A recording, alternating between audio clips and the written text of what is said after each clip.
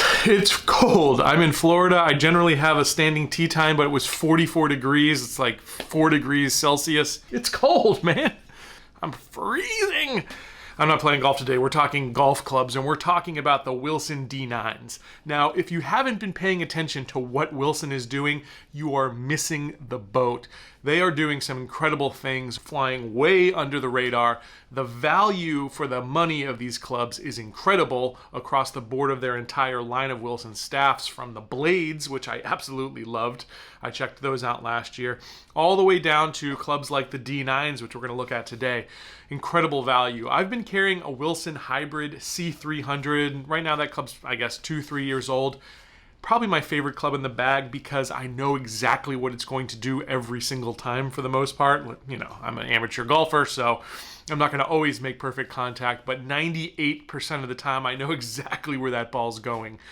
Wilson is doing incredible things, and they're continuing to deliver with the new D9 irons. I've got to say, there is a lot to love about them.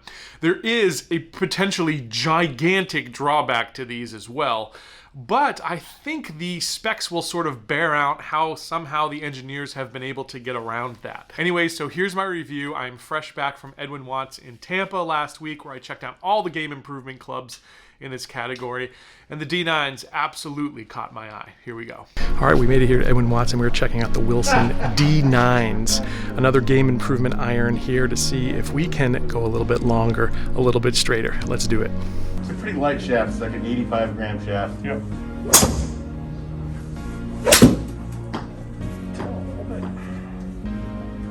So for being off the toe, pretty good. All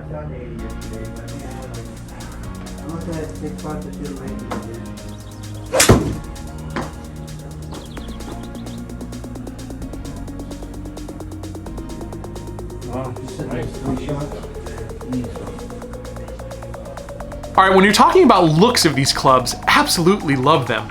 They've got a really classic feel to them. Some of the new game improvement irons have a very modern feel, and that works great too. However, the Wilsons, it just reminds me of clubs I loved back in the 80s and 90s, and they've just got a classic feel to them on the face. The backside has, you can see some of that newer technology, and they've hidden that technology really well. They've got the power holes, and they've got all this other technology. In fact, if you were to slice this thing in half, here's what it would look like. There's all sorts of technology packed into this, and this review is not going to dive into the tech necessarily, but suffice it to say, it's absolutely there. I like those new Wilson blades that came out a couple months ago too. You see the peak height on that was still 34. Yeah, it was. Which for a stronger lofted iron. Right. That's terrible. And I'm not sure about these balls either.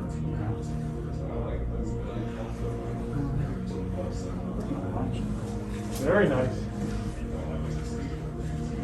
All right, so we've got to talk about loft. These clubs, of all the clubs I've tested, are the most egregious when it comes to jacking the lofts. The 7-iron is sitting at 27 degrees. If you're looking at my current set of Mizunos, that's somewhere between a 5 and a 6-iron, right in the middle. And this has got 7-iron stamped on it. So that is a huge, huge thing that you've got to be aware of. I will say though, the ball got up in the air very, very nicely. So the engineers, maybe they're waving their magic wands, you know, I don't know, maybe there's hog's breath and toad's hairs and things in that potion that they're doing over there. Somehow, they're making a club that has extremely pressed lofts and somehow is getting the height. Go figure. That was the highest one yet, and that was the high draw. Right.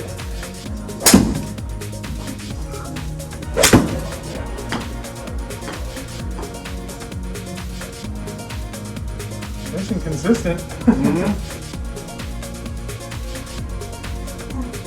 Spin's still a little low, it seems like, for a 7-iron though, right?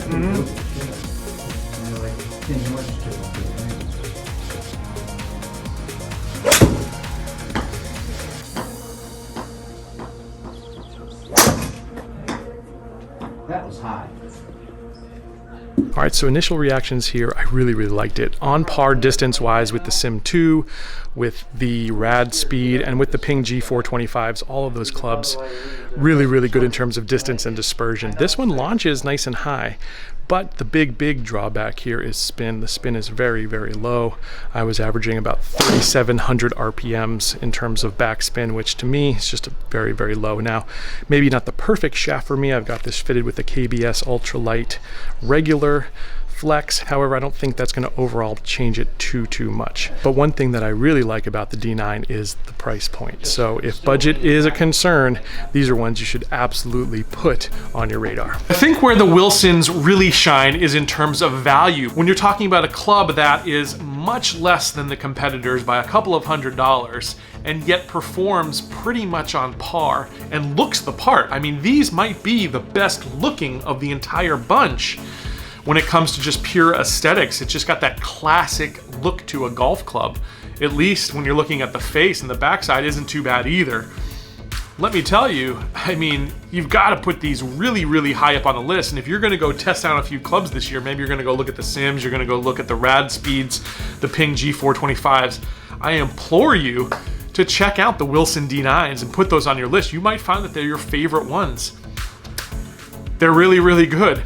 Now, speaking of that, we're going to be putting together a top 5 list very soon on the channel here. Come back in about a week or so, and it should be there.